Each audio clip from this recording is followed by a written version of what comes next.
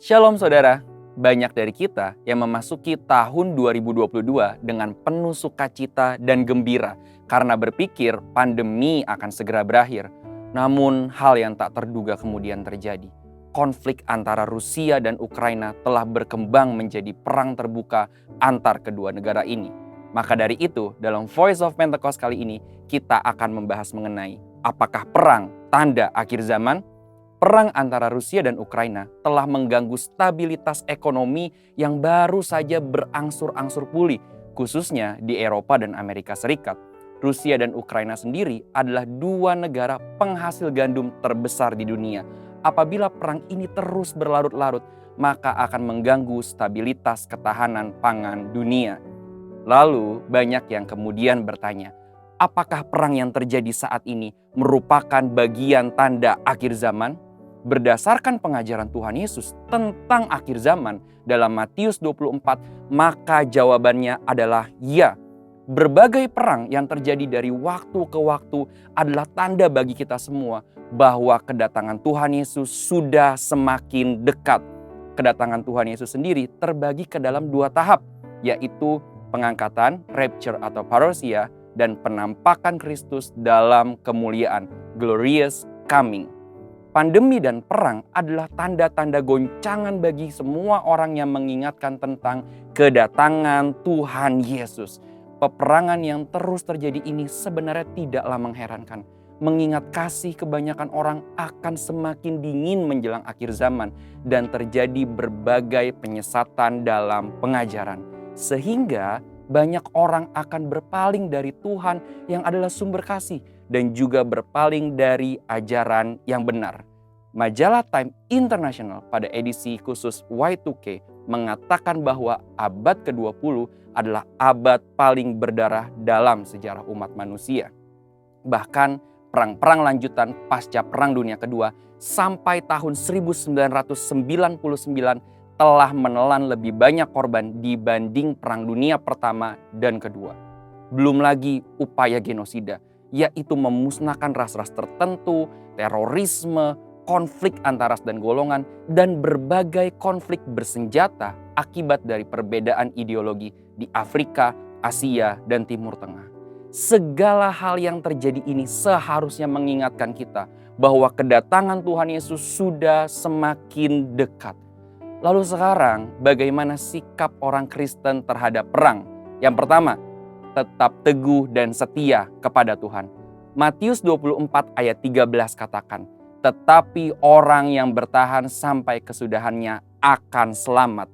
Perang dan konflik terjadi karena kasih kebanyakan orang semakin dingin. Banyak orang akan menjauh dari Tuhan yang adalah sumber kasih.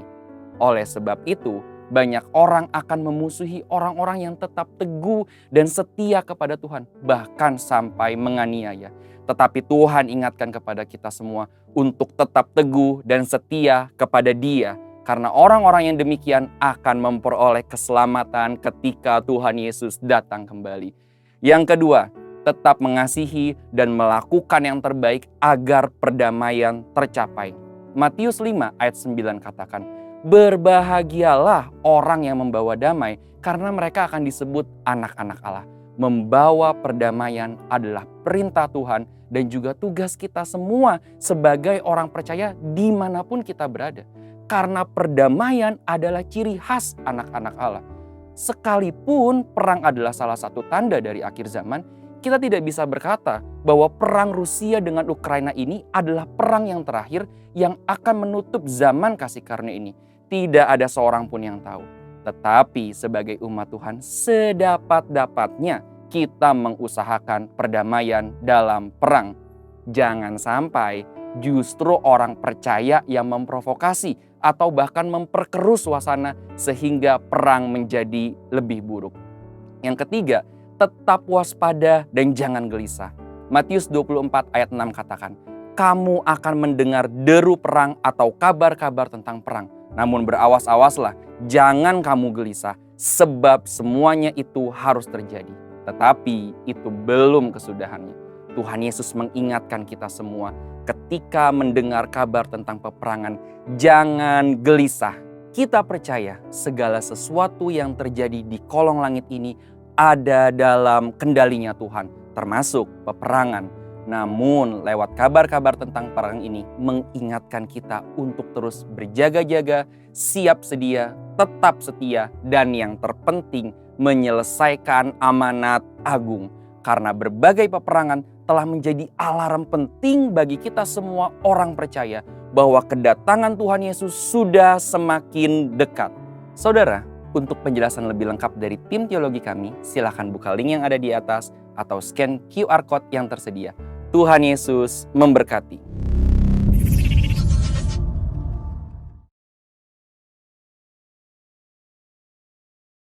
Shalom.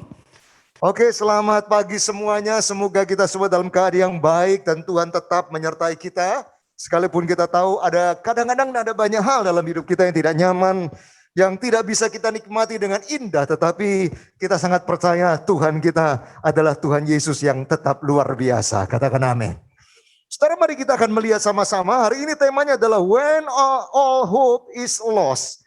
Ketika seluruh harapan kita hilang. Ya, kadang-kadang dalam hidup ini ada satu bagian yang Tuhan kadang-kala bisa izinkan loh kejadian seperti ini. Harapan-harapan yang kita pupuk, harapan-harapan yang selama ini kita harapkan itu bisa hilang, Bapak Ibu. Nah, mari kita akan lihat satu bagian firman Tuhan dalam Lukas pada pasal yang ke-7. Lukas pasal yang ke-7 ayat 11 sampai dengan 17. Saya ajak kita semua untuk membaca ayat ini bersama-sama nanti bergantian. Lukas pada pasal yang ke-7 ayat 11 sampai dengan ayat yang ke-17. Bapak Ibu silakan bisa mempersiapkan. Oke, saya juga ingin menyambut Bapak Ibu yang di Zoom ya, betul ya, di Zoom. Ya, Bapak Ibu shalom ya. Semoga Bapak Ibu tetap mengalami hadirat Tuhan dan juga zaman Tuhan ya, sekalipun di rumah atau di tempat Bapak Ibu masing-masing. Tuhan memberkati. Ya, mari kita akan membaca sama-sama. Lukas pasal 7 ayat 11 sampai dengan 17. Saya akan baca ayat yang ganjil, ayat 11 saudara 12 dan kita berganti-gantian ya. Saya akan mulai ayat yang ke-11. Kemudian Yesus pergi ke suatu kota yang bernama Nain. Murid-muridnya pergi bersama-sama dengan dia dan juga orang banyak menyertainya berbondong-bondong. Ayat 12 saudara.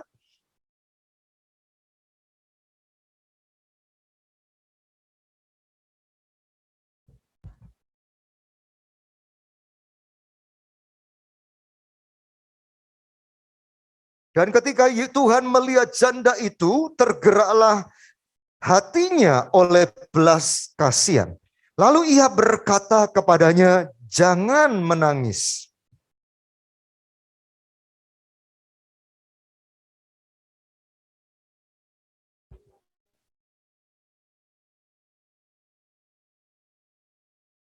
Maka bangunlah orang itu dan duduk dan mulai berkata-kata. Dan Yesus menyerahkannya kepada ibunya.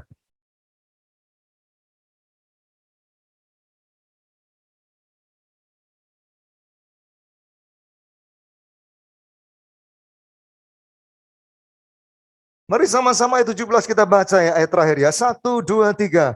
Maka tersiarlah kabar tentang Yesus di seluruh Yudea dan di seluruh daerah sekitarnya. Katakan amin Bapak Ibu.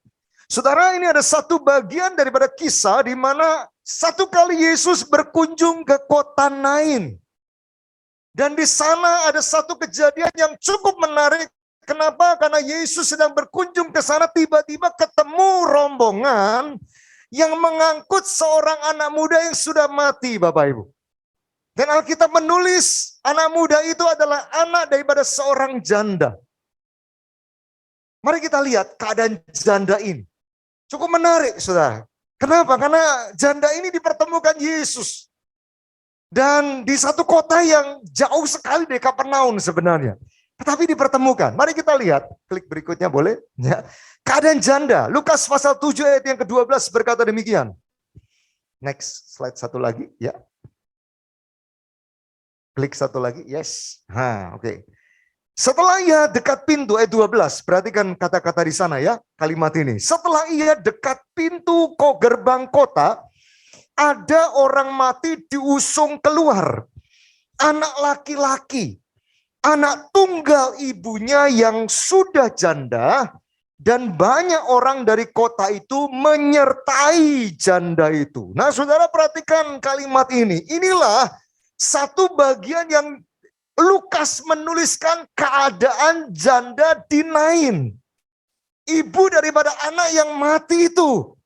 Mari kita lihat kalimat ini, saudara ya. Dengan jelas Lukas berkata begini.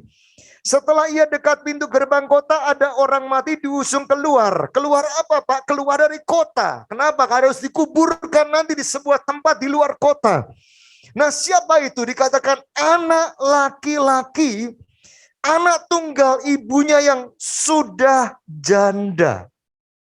Ada kata yang pertama adalah kata janda. Janda adalah siapa, Pak? Orang yang sudah mengalami satu pengalaman pahit dalam hidupnya, yaitu suami yang dia kasihi meninggal, saudara. Suami yang menjadi tumpuan hidupnya sudah dipanggil terlebih dahulu, ketemu penciptanya, kira-kira begitu. Jadi janda ini pernah nggak Pak mengalami kehancuran dalam hidupnya? Pernah.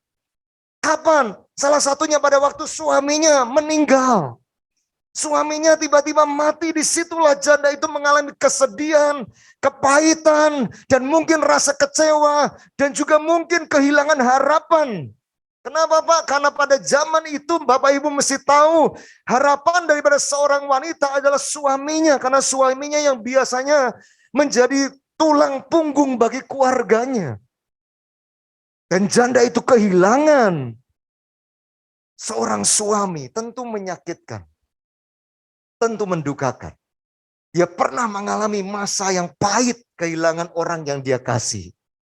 Saudara, pada waktu dia kehilangan suaminya, apa yang hilang Pak? Dia kehilangan banyak hal. Yang pertama dia kehilangan pelindungan. Karena biasanya seorang wanita itu selalu dilindungi oleh suaminya di masa itu. Suaminya yang menjadi kepala, yang menjadi penanggung jawab atas segala hal dalam keluarganya. Dan janda itu kehilangan pelindungan. Kehilangan finansial support juga. Kenapa? Karena di masa itu hanya suami yang bekerja, istri biasanya hanya di rumah mendidik anaknya dan tidak bekerja. Makanya Anda mesti tahu ya, Alkitab banyak menulis tentang janda. Dan seringkali Tuhan memerintahkan kita, umat Tuhan pada waktu itu untuk memelihara janda. Betul nggak? Kenapa? Karena situasinya memang mereka tidak bekerja. Jadi pada waktu suaminya meninggal, mereka kehilangan harapan akan finansial support yang lebih baik di masa depannya. Apalagi yang hilang Pak, bagi seorang janda. Seorang janda akan kehilangan harapan untuk hidup menjadi keluarga bahagia. Kenapa? Karena sudah nggak lengkap keluarganya. Dan janda ini hanya punya seorang anak laki-laki.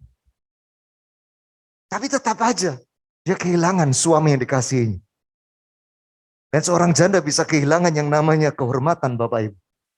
Kenapa? Karena seringkali orang di luar sana pada waktu ada orang yang mati suaminya, apalagi usianya masih muda, mereka berpikir, wah ini keluarga dikutuk nih. Gitu ya.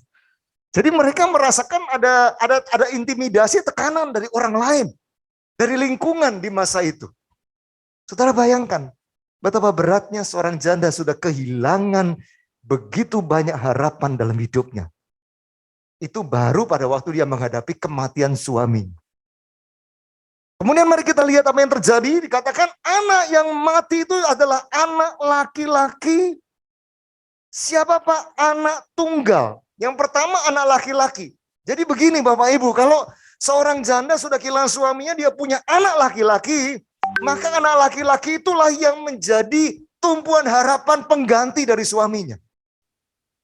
Sebelumnya dia berharap suaminya mensupport segala sesuatu, melindungi dia, betul nggak? Tapi waktu suaminya sudah tidak ada, sudah meninggal, maka ada seorang anak laki-laki dalam rumah tangga, maka janda itu memiliki harapan kepada sang anak laki-laki ini. Siapa tahu nanti dia besar, sukses, betul nggak Bapak Ibu? Ya kan, dia menjadi seorang pengusaha dan bisa mensupport, bisa membahagiakan kehidupan janda itu. Jadi ada satu harapan bagi seorang janda punya anak laki-laki itu. Tapi Anda bayangkan, harapan itu pun cuma satu ternyata Tuhan kasih. Kenapa? Karena dikatakan anak ini cuma berapa saudara? Cuma tunggal. Satu. Jadi sudah cuma tumpuannya ke anak itu saja, nggak ada anak kedua, nggak ada anak ketiga, saudara ya. Nggak ada reserve-nya gitu kira-kira. Cuma satu-satunya. Kenapa yang terjadi? Harapan untuk masa depannya di tangan anak laki-lakinya. Yang dia masih punya harapan, nanti siapa tahu aku bisa bahagia ya. Nanti siapa tahu anak ini sukses, aku bisa hidupku lebih baik ya. Nanti aku bisa terobati rasa sakitku kehilangan suamiku pada waktu aku melihat anakku menjadi seorang yang dikenal, menjadi seorang yang sukses. Saudara tahu, anak itu di usia mudanya tiba-tiba mati. Tiba-tiba meninggal. Semua harapan untuk masa depan bagi janda itu hilang Bapak Ibu. Amin. Termasuk harapan-harapan dia, mimpi-mimpinya nanti anaknya besar, anaknya menjadi seorang yang hebat, anaknya bisa support dia, anaknya bisa membahagiakan dia, hilang sekejap. Kapan hilangnya Pak? Hari di mana anak yang dia kasihi, anak laki-laki itu mati. Saudara, dia sudah tidak ada harapan lagi. Saya tahu pada waktu kematian anak itu berarti adalah kematian seluruh harapannya. Saudara tahu juga, janda itu tinggal di sebuah kota yang disebut kota Nain. Kota itu kota yang apa Pak? Kalau Anda tahu kota itu juga kota yang nggak ada prospeknya untuk menjadi kota besar atau kota bahagia. Memang di situ dikatakan sebuah kota ya, gerbang kota. Tapi Anda bayangkan menurut beberapa tulisan yang mereferensi keadaan kota Nain pada zaman itu, kota ini merupakan lebih dikategorikan dusun kalau di zaman sekarang. Kenapa dusun? Karena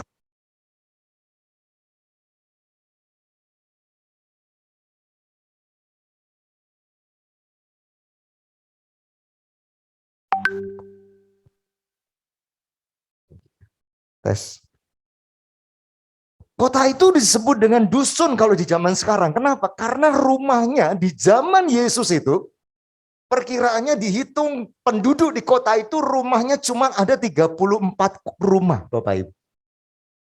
34 atau 35 lah kira-kira begitu. Jadi Anda bayangkan ya, kota dengan rumahnya 34 apakah disebut rumah? Apakah disebut kota? Enggak, pasti disebutnya desa, betul kan? Jadi ini desa kecil. Ada harapan enggak Pak? Enggak ada harapan. Kenapa? Karena desa ini agak terpencil sebenarnya.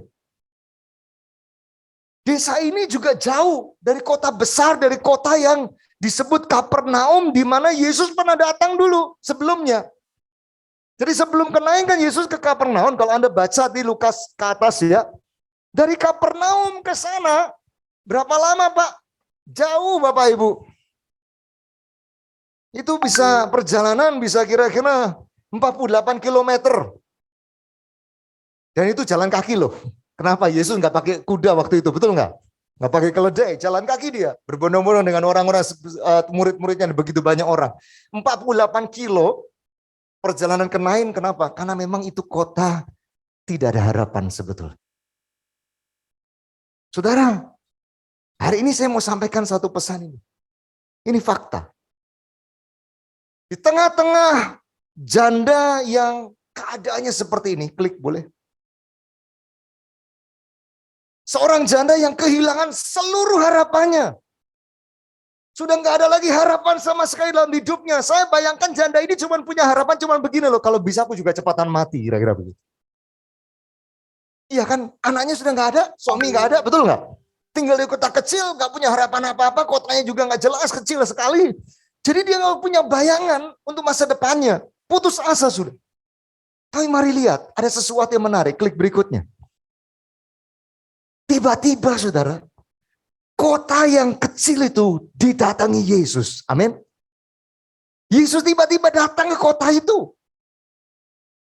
Anda bayangkan nggak, kota Nain itu tidak pernah disebut loh di Alkitab banyak. Nggak ada. Dan Yesus mengunjungi kota itu cuma sekali itu aja. Dan waktu Yesus mengunjungi di kota itu sekali itu saja, disitulah dia memberikan harapan untuk seorang janda. Katakan amin. Dia memberikan harapan yang baru untuk seorang janda. Itu yang Yesus lakukan.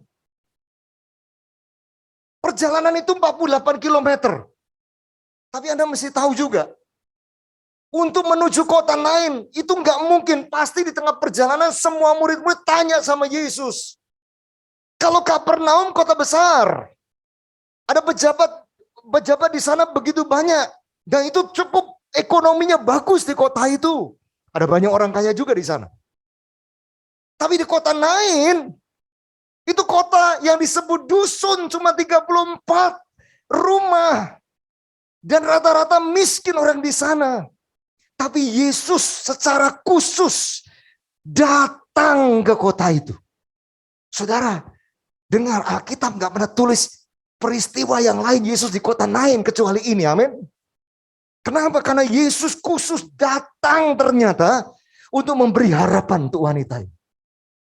Setelah dia ada di kota Nain, apa yang dikerjakan lagi? Nggak ada, betul nggak Bapak Ibu? Dia pindah lagi ke kota yang lain lagi. Yesus mendatangi orang yang sudah tidak ada harapan. Katakan amin.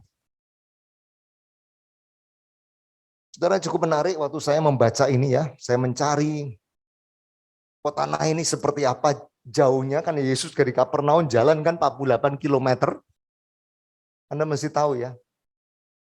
Jarak ketinggian dari antara Kapernaum ke kota Nain itu ternyata punya ketinggian setinggi 396 meter atau alias 400 meter ketinggian. Hampir setengah kilometer Bapak Ibu. Jadi Yesus itu kalau jalan, bukan jalan santai begini. Dia mendaki. Mendaki berapa jauh? Ketinggian 400 meter. Lumayan loh itu. Itu perjalanan naik terus. Anda bayangkan, untuk apa Yesus datang khusus hari itu? Memberi harapan. Hari ini mungkin ada di antara kita yang mengalami seperti janda ini. Aku udah gak punya harapan. Aku bahkan udah bingung dengan hari besokku. Aku sudah gak tahu lagi berbuat apa. Keluarga aku sudah tidak peduli. Teman-temanku sudah gak pernah lihat aku lagi. Sudah gak pernah mengingat, aku melupakan. Tapi Anda mesti tahu. Janda ini sudah hilang seluruh harapannya. Saya cukup menarik dengan kalimat di mana waktu janda ini menguburkan anaknya, begitu banyak orang di masa itu bersama-sama dengan janda ini. Saya sangat tahu kenapa. Karena mereka begitu empati dengan janda ini.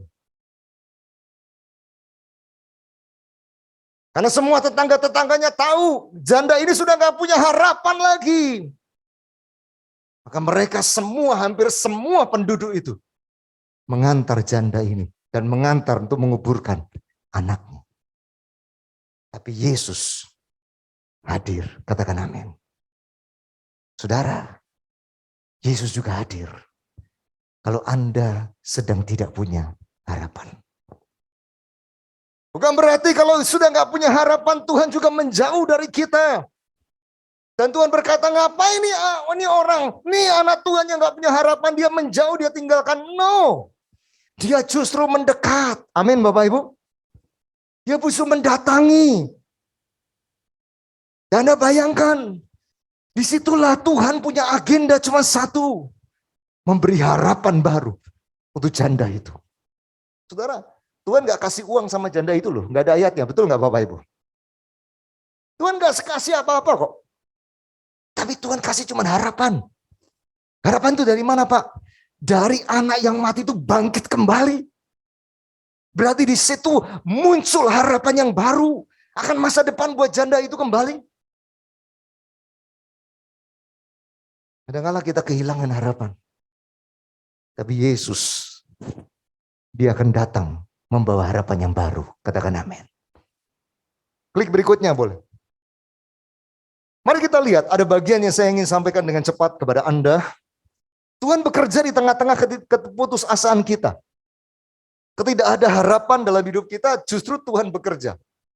Anda bayangkan ya, pada waktu janda itu gak bisa bikin apa-apa lagi dan sudah gak punya pikiran akan hari besoknya. Dia cuma nguburin anaknya, saya tahu dia udah gak punya planning mungkin gitu ya.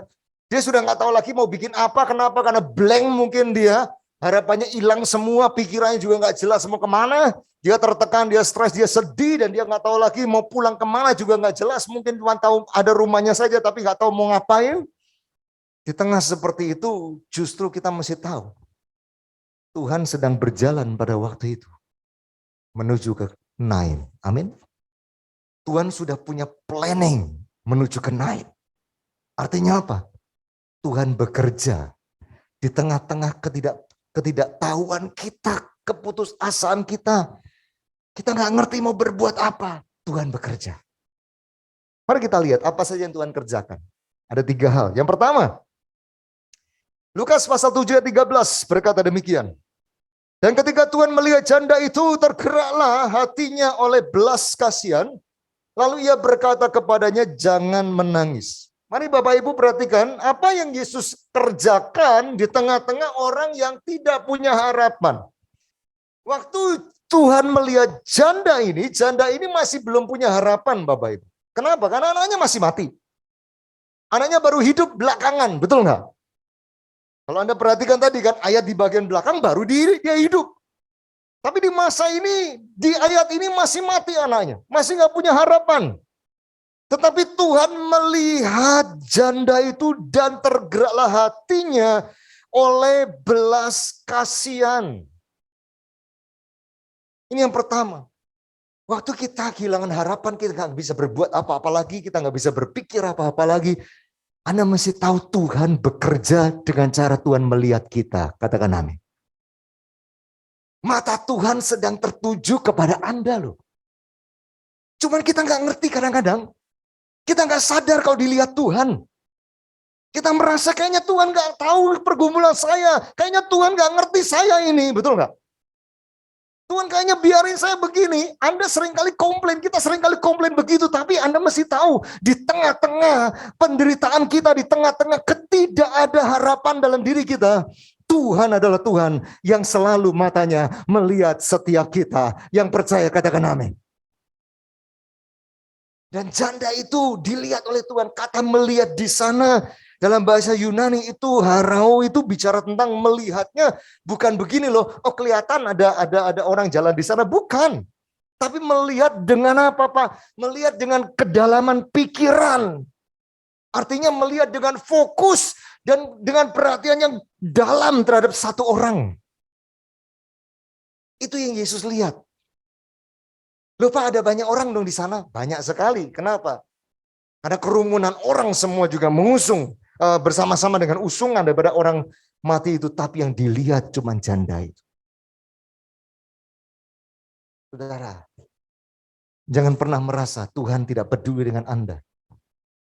Tapi Tuhan sebenarnya sedang matanya melihat Anda. Katakan amin.